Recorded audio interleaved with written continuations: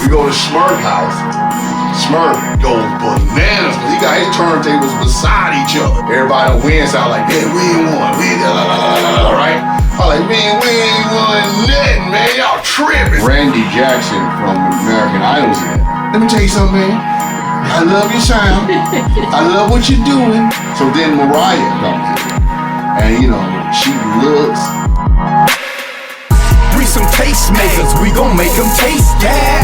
Mixing all these flavors, they say how you make that. TMTv, they know how to break that. It's where my face at, outside where we make it at.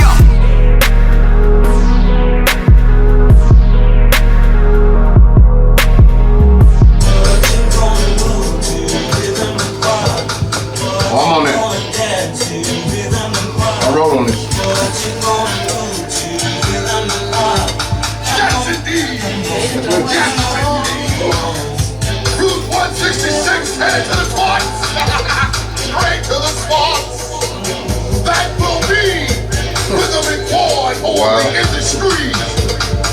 Non production. Black Market Entertainment. Dug it up, bro. Wow. Impact Records. As we roll down Route 166 to move this new jargon and music called the Rhythm and Quad. The Rhythm and Quad. As you feel me rolling on your trunk or moving in your Cadillac.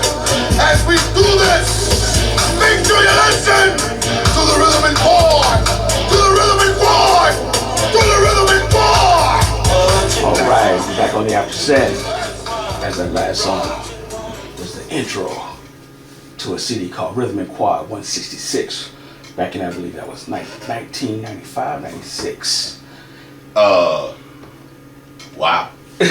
96. Yeah, I want to say 96. Yeah, Rhythm and Quad album. He went back. I don't remember even doing that. That's how old that is. And the gentleman that y'all hear speaking is our special guest tonight. He was the guy that also did that intro. Yeah. You got an A-Town legend. That's what they call me, but I don't call myself that. I call myself Fat Fella. Well, we have an A-Town legend. It's going to be one of them nights, I'm stumped, so I'm just going to go ahead and say who that is. That is none other than Crusher. Bone Crusher. That's what they call me, Bone Crusher. Crush your bones, crushing bones, bone crushing. There you go, y'all. Well, thank you for coming in tonight. Yeah, man, I'm glad to be here, man. Al called me and told me to come outside when the dew is just being produced by Mother Nature. And I said to him, Al, you know, that's about 3, 4 o'clock in the morning. And as we rise, I shall come to surprise. See, just because you went into all that, I have to ask, that has some church sermon type background in it. Hey man, I don't even go nowhere near church. First of all, I signed a NDA type of contract before I got on this particular program, and I don't endorse anything except for love, life, and the pursuit of happiness. Period. Well, we do bass, funk, and soul. Hey, 4 letters. Hey, bass, funk, and soul, that's what I'm about. Mr. Bone Crusher. Yes, sir. My man. My skinny partner. Hey, man. Actually, I know you said you listen to our show. Uh-huh. You know, quite regularly. Yeah. And as you saw tonight, we had an early discussion on wrestling. Yeah, wrestling. On professional wrestling. And being that you have a song on a wrestling compilation album. Yep. Wow, you got that too? Hey man, this is the after set. Wow. We ain't the other stations. We mind our business on this side. Wow. I know we did a song, my group the LGs did a song on the Mayhem album. I think it was. And we actually wrestled. I actually wrestled for the WCW for like a month. What? Wait a minute. This is a whole new one. So is there footage out there so we can repost? I don't know. I did it down there. I don't know if you remember In Miami, they used to have a music conference called Impact. Yeah. Yep. Okay. What I did was, we did an exhibition to introduce me to the WCW family. It was Booker T, myself, what's old boy name? Tall white guy, got slick hair. Used to keep a toothpick in his mouth all the time. Razor Ramon. Razor Ramon. That's, Yep. That's a WWF personification. Wait a minute. What was your wrestling name?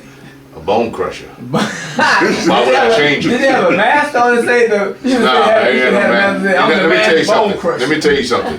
Not only did I do it, but Master P did it too. Yeah, I Yes, remember Master we P. know P did it with Yeah, I did it Knowing too. the Soldiers, Yeah, I did it too. which spawned the West Texas, Yeah, I did it. Rednecks and Yeah, I did it. Yeah. Rappers Crap song. It was fun, man. It was beautiful. I did it for a minute, and then it was over with. As fast as it came, it blew in the wind. So fast, you probably ain't got no footage of it nowhere. Man, I was ready to post that. Hey, look for it, man. Actually, I'm looking for some of my old VHS tapes. Hey, look away. Look away. man. Hey, I have nothing to hide. We talk about whatever. Yeah, dig. Okay, then I want to go all the way back to a Little Bone Crusher. A little bone crusher. Yeah. I don't remember him. He's always been eating ham sandwiches. He just recently stopped eating ham sandwiches. I want to go back. I want to go back before there was a inkling of wanting to be in the music business or Right. doing whatever. Right. What was your first interest in music? My first interest in music was, I was a young fellow, maybe, 19, 20. And I used to record myself. I would listen to Run DMC music and I would record myself, my voice. And I got really interested in it from that, just enjoying music, listening to hip hop from the 80s, you know, from UTFO to Run DMC to Sugar Hill and then it just kind of got me interested in being a part of hip hop. Like I fell in love with the music more than anything. I didn't even know you could do this for a living because there was no music business in Atlanta. So I didn't even know what music business was. So all I knew that I really figured out that my voice sounds okay. I thought my voice was too crazy because everybody else was kind of in this tone, and I have such a big voice that it sounded like it would be too much. But I think the first time I really fell in love with music, hip hop, had to be, man, when that Raising Hell album came out. 86. That's 86. Yeah, 86. I was younger than that then. I was, man. I was 16. Yeah, you were 16. 70, baby. So I was 17. Yeah. So I was 17, I wasn't 19. I lied. I was 17 years old. Okay, so Fresh Fest. 1, 2, 3. 3. Yeah. At the Omni. That's now State Farm Arena for those that don't know. Don't know. Well, my question for the young Bone Crusher, you gave us all your influences basically and people you were listening to on, I guess that would be the national level. But to have your style, you had to come from the Atlanta side. Oh yeah. So who were some of the cats that you really looked towards and couldn't wait to meet or be around? I mean, you know, the first influence that I knew about as far as Atlanta go was the J-Team tapes. And, you know, that's Lynn and DJ Man and you know, then it ended up being DJ Smurf and Kizzy Rock, and you know, that was the first influence, was the J tapes. And then, well, before that was Raheem and Toomp was with that, the record Eliminator. That was the first hip hop record from Atlanta besides Mojo, which was the first. Like, Let Mojo Handle It was the first hip hop record that I remember coming out of Atlanta. And then after that, it was, you know, Raheem, Shadi, you know, and the list goes on and on, man. You got Success and Effect, and you got Ghetto Mafia, and then you just got, you know, the city was always on the verge, and then, you know, from their teaching, their inspiration, we figured out how to turn it into serious capital and live a lifestyle off of it. All right, so I'm gonna ask you the Charlie Murphy question. Talk to me. Who was the first artist that you got around that you saw his aura? I tell you something, man. In 2006 was the first time Bush got in the office. He tried to go for re-election. 4? Yeah. Okay, cool. So the second term of Bush getting in, I got a call from Russell Simmons, which was an honor. And he told me, he said, hey, Bo, man, I need to fly you to Boston. And I need you to speak on this panel so we can kind of do a town hall meeting about getting people to go out and vote to, make sure that, whoever they vote for. And I said, well, cool, I'm with it, man, Russell, man, I'm with whatever. So, I went, we got a chance to talk on the panel, me, the Yin Yang Twins were the only group from the South that was invited. There was a lot of people on the stage, Mary J. Blige, Tigger, Free from 106 in Park, I don't know if you... Yeah. Okay. So there's a whole bunch of people. And it had to be about maybe 5,000 people in the audience. And we were just talking about the election and whatever. But then after that, the aura moment. So after that, so I'm sitting at a table, right? I told you earlier the reason why I am into music was because of Run DMC, right? Listen to me. So I'm sitting at a table. Rev Run is right here, right? Jimmy Iovine is right there. The lead singer for Nine Inch Nails is right there. Russell Simmons is here, and Farnsworth Bentley is right here, and Puffy, and then it's Tigger and Free and me, and we just sitting around just powwowing about whatever it was. I forgot what we were talking about, but it was interesting because I was thinking to myself, like I'm sitting here, and this is my idol, right? Right. Right, one of them, right? Right. So you get that aura there. Yeah. So one other person that I would go crazy, but he's going on to the next level. This is Barry White. And I'm sitting at the table, right? At the time, I'm the biggest artist in the country, right? The only person bigger than me is with me is 50 Cent, right? So I'm sitting here with Rev Run, and I'm like, yo, I'm a kid again. Like, this is Run. This is Run, man. It's like Run DMC, and he's talking, blah, blah, blah, blah, blah, blah. He's arguing with the whole table about whatever, and I'm not saying nothing. I'm just listening. Man, wow. And I didn't see the aura of him. I just saw the energy of the moment, and it felt outstanding. I know it did. I was like, yo, man, I made it. That's all you can think at that moment.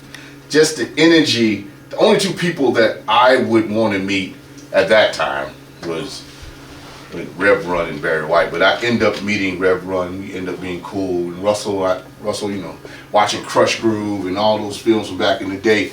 To be able to be in the circle with those guys and enjoying the moment was amazing for me at that time. I had so many moments after that I don't forgot. It's kind of like my era of hip hop, we didn't document, we just lived in the moments. So we don't have a whole bunch of footage of all the things that we've done. So I have a whole bunch of stuff trapped in my brain that a lot of times it comes out sporadically. Right. People like to do documentaries and like, yo, Bones, so tell me verbatim, from 95 to now. I'll be like, bruh, 95 to now, There's 20. that's 20-some years. I don't remember that. Yeah. I'm not documented. I didn't have nobody behind me with a camera. I don't remember it. Right. So that was, as Al and I say, because we're from the generation before you. Right. We are living history. Right. We don't know that we're actually making history Right, at the right, time. right, So, right. So you don't have to Because our mentality, it was so funny because when me and my brother DJ Wynn, R.I.P. Man. Yeah. So when we came in the game, when we finally got in, we never thought we was gonna leave. Right. So for us, taking pictures, filming it, we was like, oh, we'll get around to it. Yeah, you know right, what I'm saying? right. Because it was like, and then when I came back around to do it again with Young Bloods and Attic Crew and all of that, and you and Banner and everybody, Right. we was just such in the moment. Right. In our mind, we thinking this is gonna last Forever. We some tastemakers, we gon' make them You taste. made the statement Yeah. when I played the Never Scared. Oh man. You was bumping with the lyrical giants. Boom. Yeah, man. Because I ain't heard it in a while, so it felt good. Then you Never Scared. You're like, oh, you just lost me. Yeah, you I'm lost so me. tired of that Well, I'm song. tired. Hey man, I was saying I have a love hate relation. Well, I don't say hate. Love, tired of situation. Well, no, I won't say tired. Let me just stop. I have a love relationship with Never Scared because it has fed me very well over these years. You know, it was a blessing. At the time, I was very angry at life when I wrote that record. So I feel very. I was in a very weird space. I was very hungry and very displeased with my position in life at the time. So that what came out of me, and it felt like I had to share that with people. And the record has nothing to do with going with Trump. People be like, yo man, you going to Trump? No, it's kind of like the record the verses and hooks are based upon me and my other two partners that's on the record, my two comrades, Killer and T.I. We were outside of the music business, looking into the music business, knowing that we were ready at that moment to step in and make our statement, say we're here. And that's basically what this song is about. And it felt, and when people hear it, I guess that's what they get out of it. Because I've yet to hear anybody, knock on wood, die from the record. Because it has so much energy on it. And I think it's just a good energy on the record. And it catapulted careers of myself and Killer and T.I. and Lil Jon and everybody that kind of, David Banner, everybody kind of piggybacked off the energy of what Never Scared did. Right. And you know, when I was in New York, I made a very conscious effort to make sure that I mentioned my brothers in the South and how we are coming, you know.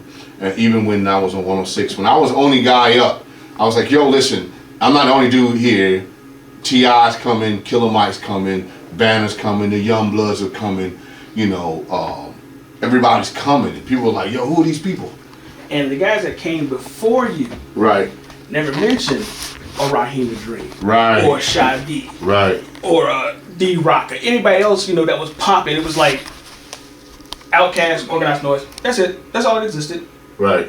It's like all this rap before it didn't exist. Mm-hmm. But as I tried to get other artists to understand, or I tried to get them to understand, Right. so when you go to another market and you say, Bone Christian says, well, we got Little John coming, we got Young Bloods. Right, right, You're right. putting the scene on. Right, right. You're putting it. You're paying homage or paying it forward Indeed. to what we should have been doing. Right, right, right. And that's why Atlanta, in my opinion, Atlanta does not get respected. Mm-hmm. The original 10 years of the business don't get Right. respected because it's like there was no hip hop in Atlanta until Outkast.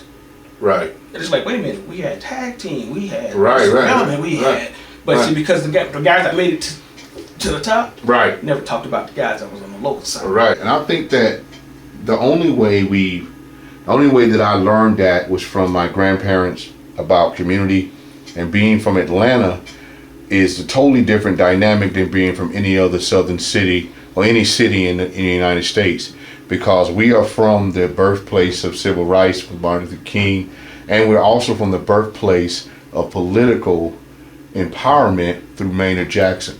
So those two people taught us community and how we should stick together even if we have a disagreement about something. Like if I have a drawn out argument with Al, I'm not tripping on it after I got the phone. You know what I'm saying? It's kind of like we have to learn as a people that we don't have to die from arguments. Exactly. If we learn that, then we'll get in a space where we can start living a better community. And I think that Atlanta, up until, you know, even now, you know, a lot of people get kind of weird now, but when we was younger, man, we would wrestle, fight, whatever each other, and then after that, we'd be drinking Billy D and eating 2 for $2 Big Macs of Ashby and Martin Luther King. You did. You know what I'm talking about? So, I mean, it was that kind of camaraderie amongst each other, even to this day. Although we don't really hang out like we used to because of people have families and kids and whatever they doing, they busy. When there's a big event, something that we all have to come together to, and this time Organized Noise makes the money off of it. This time Killer Mike makes the money off of it. This time I make the money. T.I. makes the money. But we come together and do a big concert and 20,000 people show up. that's the way it's supposed to be. Exactly. That's the Exactly. way. But I want to go back because you mentioned something. I guess I don't know if it was off the air or it was getting ready to Right. Go off the air. Right. You said the name DJ Win. Yeah. For those that don't know, Right. we've been trying to work on a documentary on the life of DJ Win, Excellent. and this is my chance to ask someone who is from another generation to say Right. something on Win. I have a epic story about DJ Win. DJ Win went to vocational school when Banneker, what school did he? Tri-City? Yeah. So we had vocational school that was on the side where Banneker was. You didn't know Banneker, they merged schools together. Yeah. I don't know why they did. These schools were beefing with each other. Right. My alma mater. Fairwood and MD Collins together. That's the craziest. Anyway. And less than a mile apart from each other. Right. Shout out to Banneker. Right. So, I went to Banneker after I got kicked out of Harper High School. They still got a vocational school where they send kids to the vocational school. I don't know if they still do that. So you had two different curriculums. You have college prep, you have vocational education. Yeah. Right. Yeah. So I chose vocational, and then I went off to, I had graphic arts class. And DJ Win was in my graphics arts class, right? Okay. So DJ Win was this DJ, he was a monster. He scratched, right? But DJ Smurf is my friend, right? He used to run with a crew that I used to run with back in the day called The Family, right?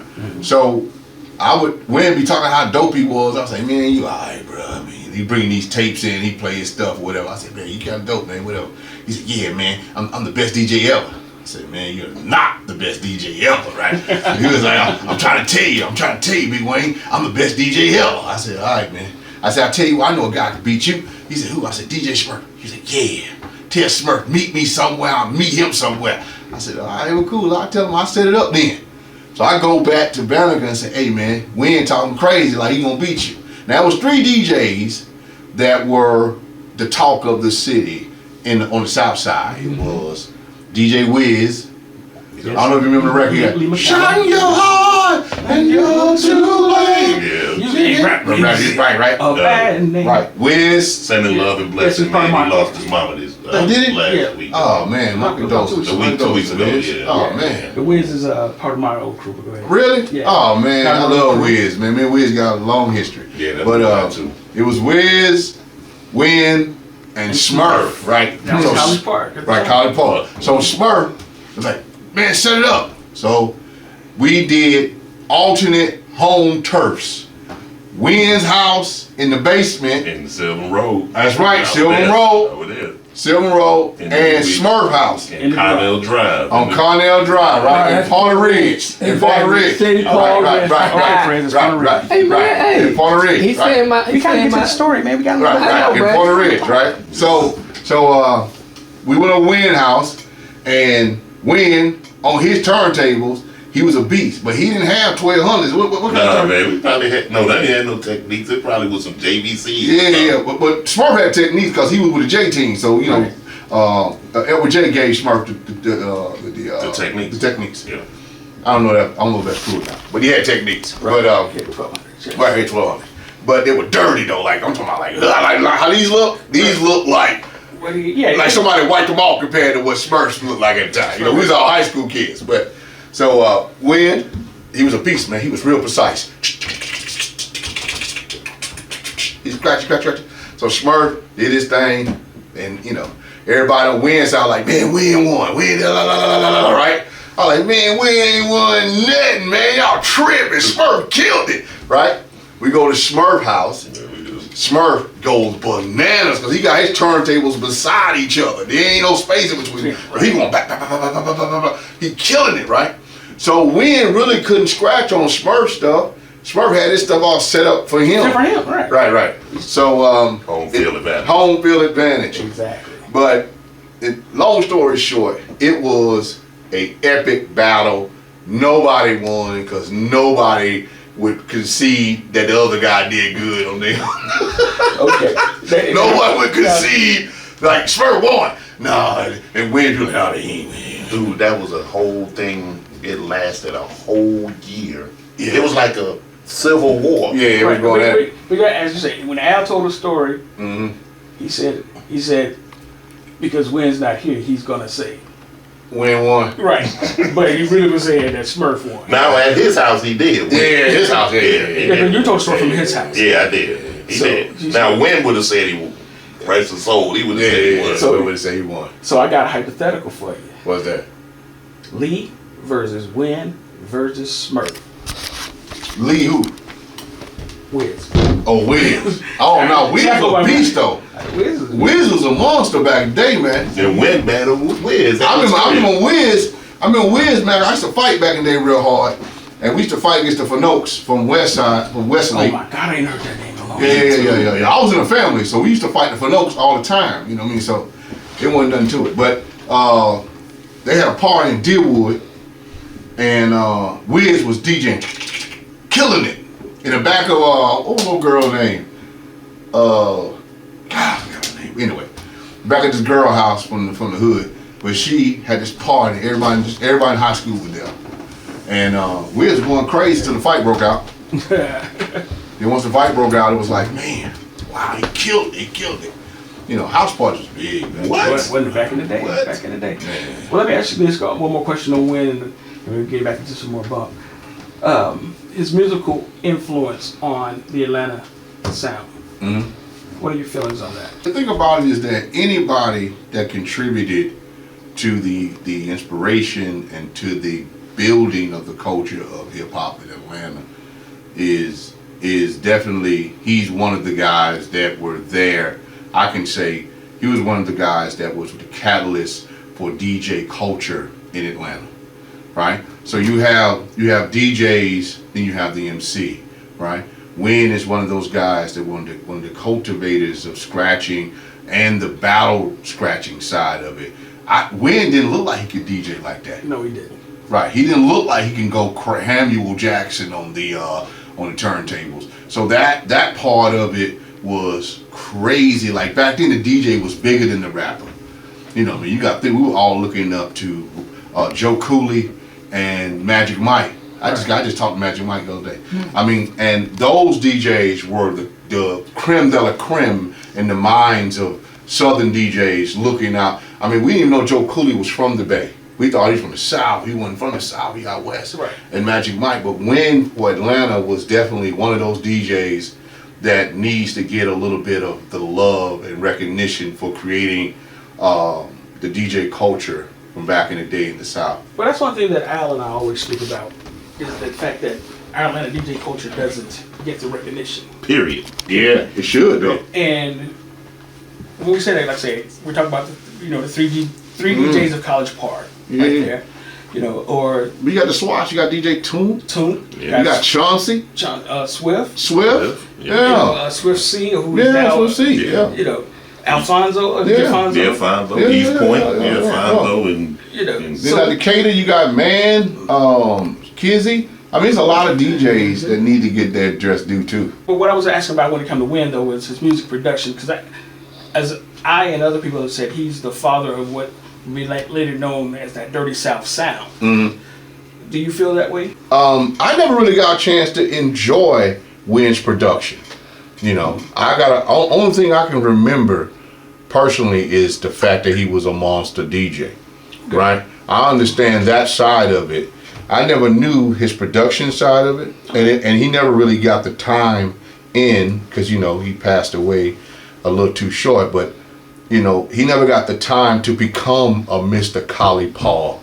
He would have, you see what I'm saying? Wynn would have became one of those dudes, I think, in my heart of hearts, that would have became another platinum producer like Lil Jon, like Toon, like the DJs that transition over into the 3000 MPC or into the production side of it. I think that's the transition for DJs anyway, to go from to the production side of it. I mean, even all the way down to Jazzy Jeff. I mean, those DJs have transitioned, and they still go back to the heart of it, the culture of it, the scratching side of it. Even Smurf, he back DJing like he was. You know what I mean? So that part of it. Smurf is Mr. Collie Park. Mr. Collie Park, right. So Smurf even back to DJing now. And I think that Wynn would have had that opportunity because the South is so embracing of the legendary status of DJs and producers and rappers now. You know what I mean? Like right now, he would have had that opportunity because he would have blew up with us. Right. You know what I'm saying? He was with us, so he'd have blew up with us. It wouldn't have been he wouldn't have had no shot because Smurf was right there, Wiz was right there. Yeah. You know what I'm saying? And why wouldn't Win be right there? I think he would have had his shot. I think he would have did wonders. We some tastemakers, we gon' make them taste that. It started with the LGs and the Lyrical Giants, and for those that don't know, is the group I was in. When I first started, it was Beezer and Cottonmouth, who we used to perform with a band called The Chronicle back in the Yin Yang days. Now Apache, which is no longer because they're about to tear it down, which is horrible. Yeah, ain't that, man? I heard it's terrible. But we used to perform at Yin Yang on Thursday and Oxygen in the Buckhead on Tuesday nights. Can you imagine? Wow. Now it's little Rodeo Drive. but we used to do that for many moons, and that's where I started. And I got really good on stage by performing those 2 days for about 7 years, every week. So it was, and we did that for a long time, and we got our first record deal from Belmont. We had a song called Vibrations, and then that didn't work. Then we ended up signing to another label, which was Tommy Boy. Yep. Tommy Boy, we signed that deal. We were just talking about the wrestling. Right. I was signed to Tommy Boy when we did the Mayhem album. Right. That record was on Tommy Boy. Okay. Right. So we did that record. That didn't work. Then I ended up telling the group, I said, listen, they kind of got discouraged. And I said, well, listen, this is what I'm going to do. I'm going to go and blow up, and I'm going to come back and get y'all. You know how people say that, and they don't do it. Exactly. You know. But I ended up going and doing what I did, and I got never scared, and I blew up, and I got a lot of power at that point. So I went back and got my boy Beezer. I got him a deal at Def Jam. Then my boy Cotton, he went on the road with me, and we just worked many years doing that. We still do, but it's just about, like we talked about earlier, going back and embracing the community, embracing our people, and embracing my brothers. I would never leave them out stranded or hanging. So I don't know. And not just that, I did it with a lot of groups. When I got the Young Bloods, I would get them gigs. I would get a lot of people gigs. Banner, everybody gigs. I would just get them gigs. Right. Because I had the power to do it. Like they'd be like, "Yo, who you think you want to go to do it with you?" The Young Bloods. I would call and be like, "Yo, man, Young Bloods, come do a show." And I got like $10,000 or whatever it was at the time. Yeah. We get some bread and we would do it like that. And I just been like that all my life. I don't know what that is, but I've always believed in helping people, helping others, and trying to get the community going. Because I always had a group mentality, because I came from that, from just, from younger, fighting all the time with a bunch of people. But it just kind of went to a space where I enjoyed helping people, because that's the only way I knew it. Only way I knew was to do it like that. And that's how we grew up, and how we was raised up in the music business in Atlanta, which was no business. We just kind of was having fun, going to Kaya, going here, going there, having a good time, the Attic crew and everybody, just enjoying life. So that's what it was about. It's funny how you brought that up about each one teach one, each one make sure everybody good mentality, because it just remind me of a few shows right together, man. The Jacksonville scenario, that came through you. Mm-hmm. You know what I'm saying? I remember we did a show at Benedict. Yeah. One time, you know what I'm saying? Yeah. Came through you. Yeah. So it's like that's something that you kind of learned over the years, or that just something that your family kind of instilled in you? I think it's my family did, and my grandpa really, and my dad. My dad, like on my dad's side of the family, they always stick together. They always been about family, and they always, even to this day, they still all party together.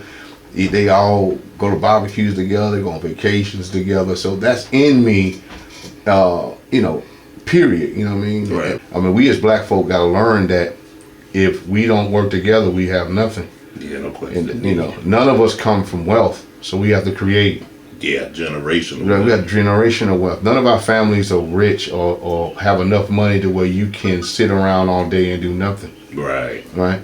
I mean, I don't know a black family that from America that can say that unless you know your parents have built up that kind of money. But I don't know many black families that can say that they kids can not have to work for kids don't have to work. Right. So we as a people got to realize that we still behind the 8 ball, and we got to start working together in order to build up our legacy and our wealth. We have to learn empathy for ourselves and for others. Like, I don't know what you got going on, Al, but I know you got something going on. Right. You know what I mean? Right. I don't know what Southside got going on, but I know you got something going on. But I'm not going to sit here and make this brother add extra stress on his life.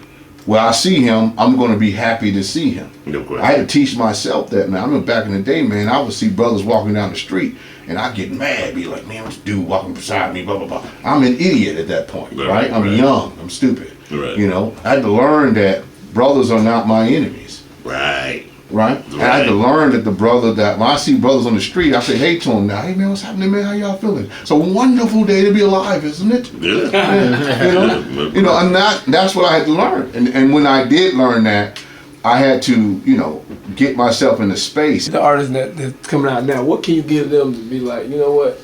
These are the things that you need to focus on as you can become a legend in the game. Hey man, you know, I mentor a lot of young artists, so I talk to them all the time about just staying focused on their craft and staying focused on what they're doing and not letting outside entities stop them from their goal, right?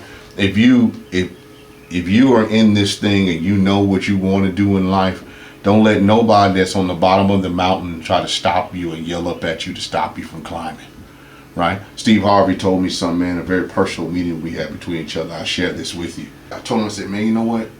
Man, I'm getting kind of in a space where people be just kind of talking crazy and they be like, he said, well, let me tell you something. How are you gonna, don't ever listen to somebody that's on the ground talking to you as you're climbing the mountain. They're afraid of living.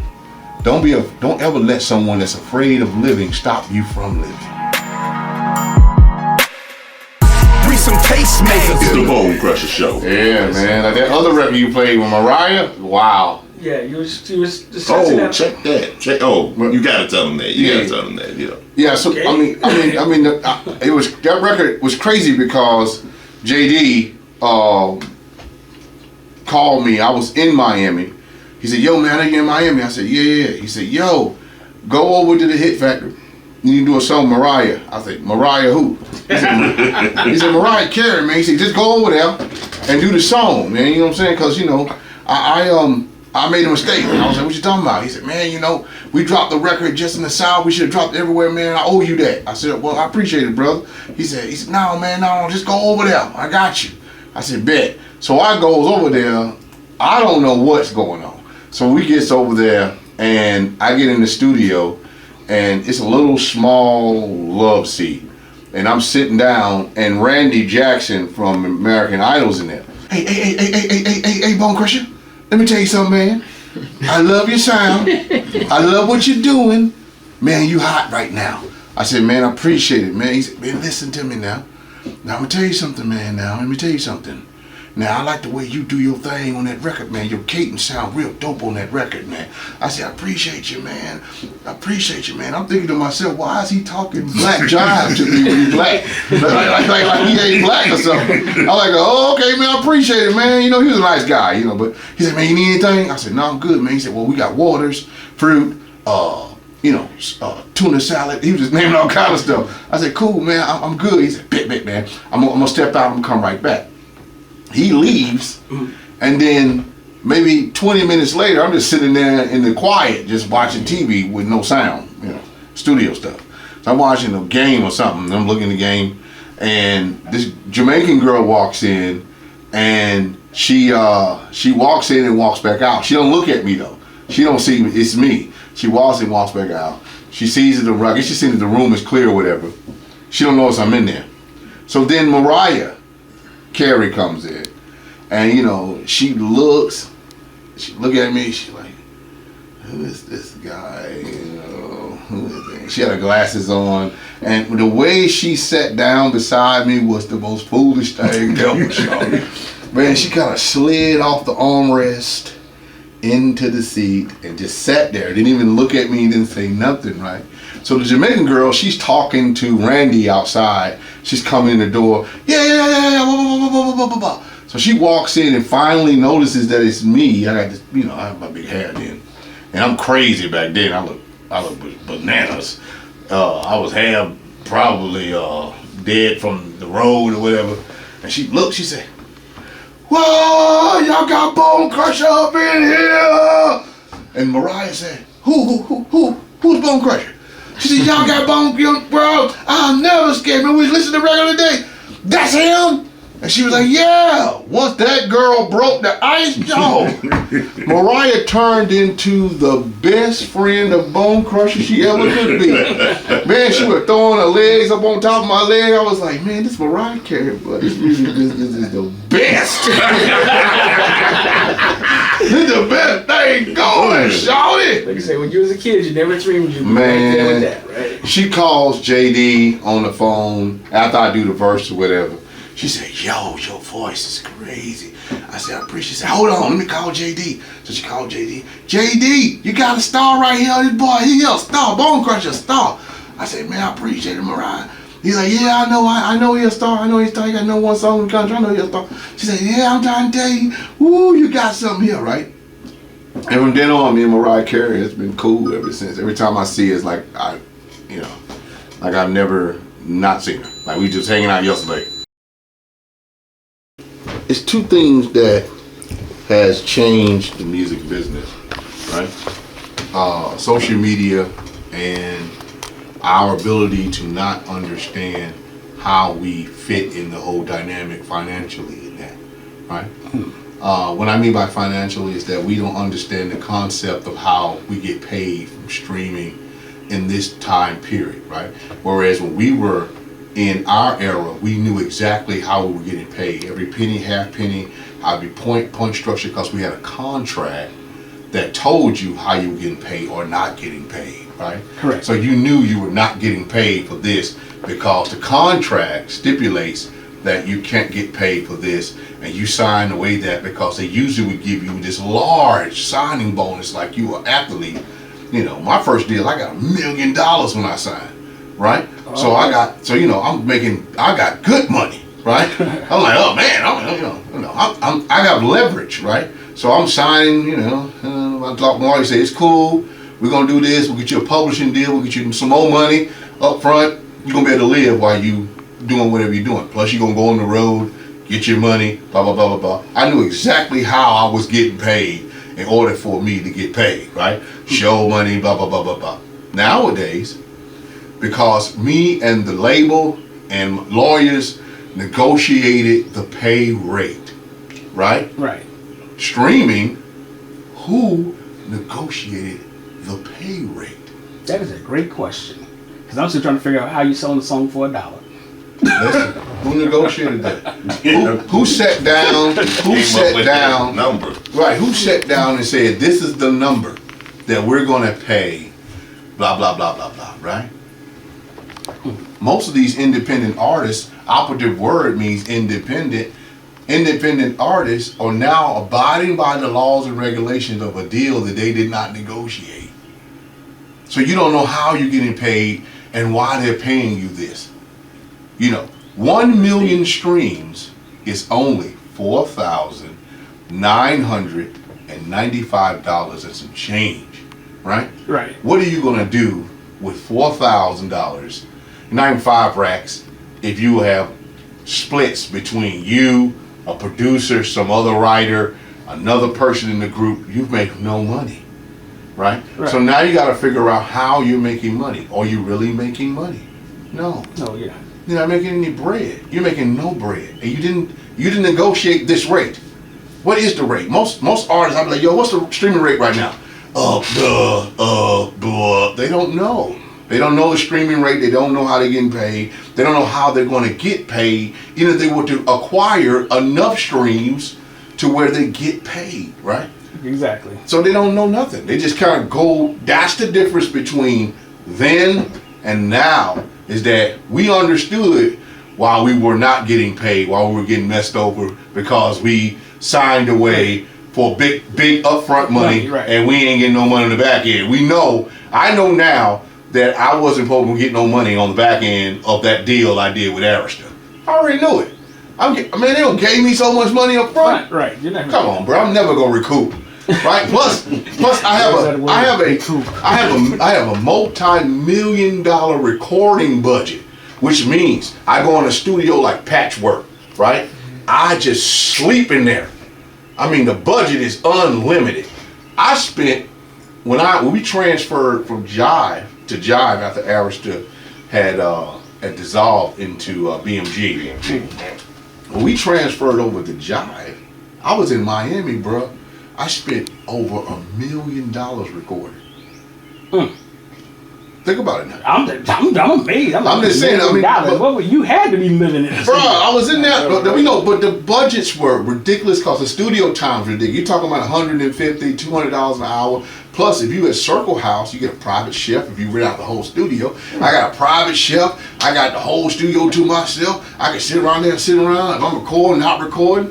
My hotel room is $400 a night. I'm in there for 2 months.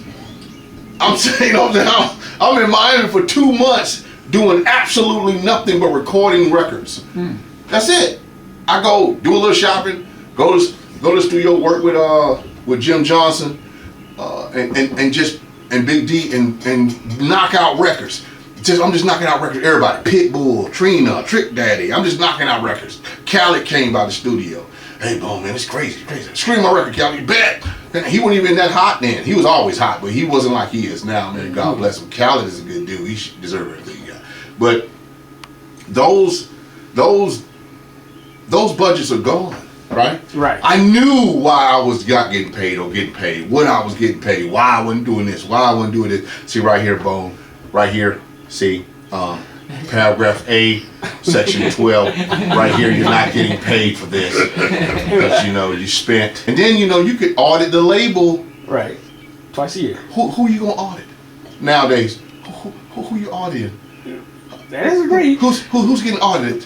You're asking a great question. Who you auditing? Who you gonna audit? Spotify? Thank you. Come on, man. You can't. First of all, no, you're not. You're not.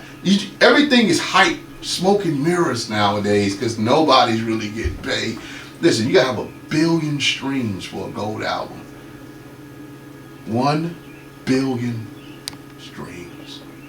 Who has 1 billion streams that you know of? All I'm gonna say. What? I think Drake did. I'm saying, man, we got 1 billion streams. This man has just broken pure kayfabe, and he just got real. I'm trying to tell you, man. You listen to what he's saying. Bone Crusher is late. He is giving you once again what we call that free knowledge, free game. It's about dollars and cents at the end of the day. If you worked and spent all this money in the studio, you bust your butt, you've done all the work, you spent all your cash, and now you're giving it away for free. How foolish is that? You might as well go outside and just start throwing 20s in the air. And hundreds, just start throwing them out. That's all you're doing. You're wasting your time and the energy of life, Mother Nature's blessing. You're wasting all that by just throwing that, Why would you do that? That makes zero sense to me. I have a lot of things going on. We have a consulting firm, my wife and me, storytellers called Crushing Consulting. And we connect the dots in the city, period. Like if anything is really happening in the city, 9 times out of 10, we've touched it in some shape, form, or fashion. We work with radio, music execs, Fortune 500 companies. We work with young millennials. We work with up-and-coming millennials. We work with, I don't like to say millennials because they're getting older now. There's other generations after that. Was it G, Y, F? What is it? Z? Z, okay. Wow. So Z, Generation Z, wow. Young people. We work with young people. Young people. And I have, I also have I have 2 projects coming out. Big. I have a movie called Deadly Dispatch that I star in that comes on TV1 this summer. Also with Dominique Perry. Tamala Jones is in that movie as well. She plays my best friend. Dominique Perry plays my wife. And Stephen Norfleet plays the guy that's the villain in the movie. But it's basically a movie about a guy that falls in love with the wrong woman. He ends up to his demise. It destroys him and his life. So it's a pretty good movie that comes on TV1 this summer, and I star in that. Plus, I have another show coming out on ABC. Maynard. What's the name of it? Maynard. No, Maynard. Oh yeah, that too. And The Pinch. And then I forgot about Maynard. I also do the intro to the Maynard documentary movie that's out right now on Netflix. Yeah, so I'm doing that. Plus, I have a few projects coming out. I have the Barry Hughes project coming out very soon. And I have Bone Crushers albums coming out. And we have Jay David, he's about to come out. And the Project 143 album is about to drop right after Barry's album. Those that have heard it have gone crazy and get mad at us because we haven't dropped it yet. But